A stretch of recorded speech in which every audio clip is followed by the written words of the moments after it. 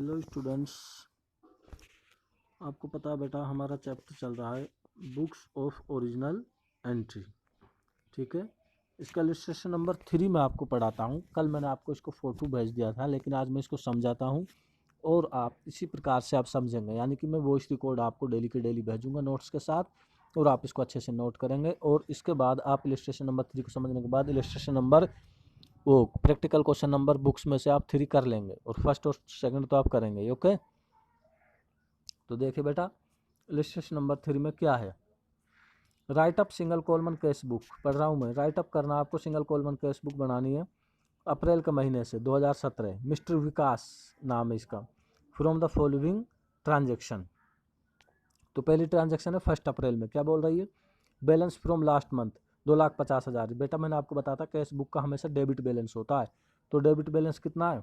पिछले महीने 31 मार्च को आया होगा जो 2,50,000 रुपये पहले से ही बैंक में पैसा पड़ा है। सेकंड अप्रैल को डिपॉजिट किया बैंक में 75,000। गुड परचेज किया 40,000। परचेज किया गुड्स फ्रॉम रमेश से 30,000। परचेज किया furniture case 25,000। Loan given to Charan Das को 20,000 रुपये का। पेड किया रमेश को 28,500। डिस्काउंट रिसीव्ड हुआ 1,500। इशू किया चेक टू क्रेडिटर को 40,000। सोल्ड करा goods Vishnu for cash 36,000। Cash sales 1,20,000 which bank on 20 April 1 lakh. Received from Gangaram 19,600। Okay, next है बेटा इसमें नेक्स्ट ट्रांजेक्शन्स क्या है। डिस्काउंट अलाउड कितना किया? 400 रुपये। Withdraw cash from bank, bank से पैसे कितना निकाले?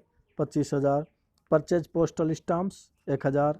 सैलरी पेड किया अकाउंटेंट को 12,000। पेड किया फर्नीचर रिपेयर को 1,500 रुपया।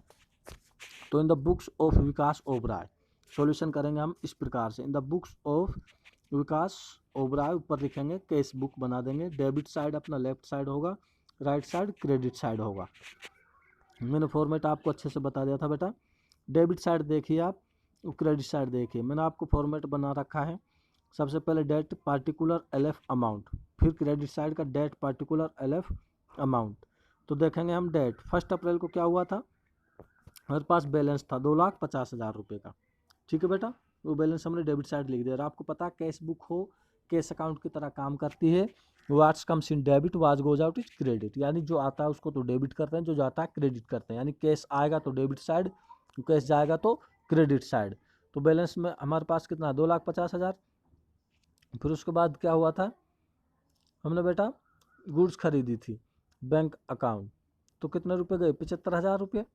ठीक है, फिर हमने परचेज किया था, फिर 40,000 रुपये गए। फिर उसके बाद में क्या करा दे? फर्नीचर खरीदा बेटा 25,000 रुपये। क्रेडिट साइड में देख लो 10 अप्रैल को फर्नीचर खरीदा 25,000 का। चरणदास को लोन दिया 11 अप्रैल को 20,000 का। पैसा जा रहा है ना, जो पैसा जाता है उसको बेटा हम क्रेडिट साइड में लिखते हैं। मैं बता रहा हूँ आपको जैसा कि फिर 12 अप्रैल को बेटा क्या हुआ, रमेश को पेमेंट किया। रमेश को 28,500 का पेमेंट किया। ओके, फिर बेटा हमने लोन चुकाया 1 लाख रुपये का 20 अप्रैल को। फिर पोस्टेज जो खर्चा था वो दिया हमने 1,000 का। सैलरी चुकाई अकाउंटेंट को 12,000 की। फिर 29 अप्रैल को हमने रिपेयर किया, 1,500 रुपये दिए उसके। ठीक है, और डेबिट साइड में बात करूँ तो 15 अप्रैल को हमने सेल किया था, 36,000 रुपये पैसे आए थे। 16 अप्रैल को हमने सेल किया था, कितने रुपये आए थे? 1,20,000 आए थे। फिर उसी प्रकार से गंगाराम ने हमको पैसा दिए थे 19,600 रुपये आए थे। और फिर बैंक में हमको पैसे आए थे, कितने अप्रैल को आए थे ये? गंगाराम से 19,600 रुपये प्राप्त हुए थे। ओके, और 24 अप्रैल को हमने बैंक से पैसे निकाले थे, कितने? 25,000 रुपये। तो 25,000 रुपये बैंक से पैसे निकालेंगे तो हमारे पास आएगा, तो हमारे पास आएगा उसको हमने डेबिट कर दिया। ठीक है, तो इस प्रकार से ये कैश बुक आपका बन गया। कोई दिक्कत हो तो आप समझ लीजिएगा, सीधी सी बात है भाई। पैसा आता है तो डेबिट करते हैं और पैसा जाता है तो क्रेडिट करते हैं। वही एंट्रीज करी मैंने यहाँ पे। और वर्किंग नोट देख लीजिए 6 अप्रैल का क्या कहता है। गुड्स परचेज किया था रमेश से उधार में। It will be paid recorded in cash book. ये रिकॉर्ड नहीं होगा कैश बुक में। ठीक है, मैंने आपको बता दिया था सिर्फ इसमें कैश ट्रांजैक्शन रिकॉर्ड होती हैं, कोई भी क्रेडिट ट्रांजैक्शन, कोई भी उधार ट्रांजैक्शन रिकॉर्ड नहीं होगी। तो 6 अप्रैल को उधार हमने रमेश से खरीदा था परचेज, उसका हमने इसमें रिकॉर्ड नहीं किया। ठीक है, सेकंड क्या थी, एंट्रीज डिस्काउंट क्लियर और डिस्काउंट अलाउड किया था हमने। ठीक है, उसके लिए जनरल एंट्री हम इस प्रकार से करेंगे। 12 अप्रैल को हुआ था जो रमेश को हमने डिस्काउंट दिया था 1500 रुपये का। ठीक है, रमेश ने हमको डिस्काउंट दिया था उसके सेल पे 1500 रुपये का।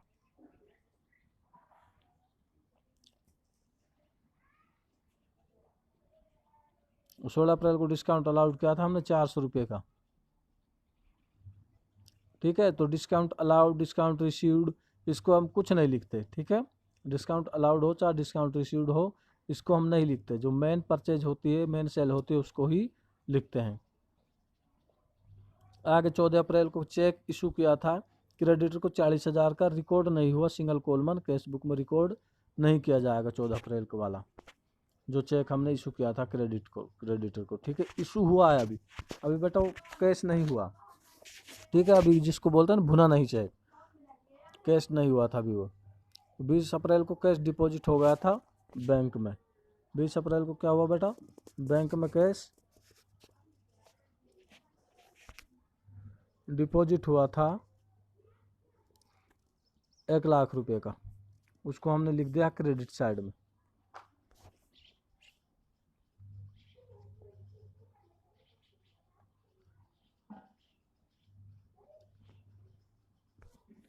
ठीक है, उसको हमने क्रेडिट साइड में लिख दिया। तो इस प्रकार से आपका ये क्वेश्चन होगा, अच्छे से इसको समझ लेंगे और नोट कर लेंगे। Thank you.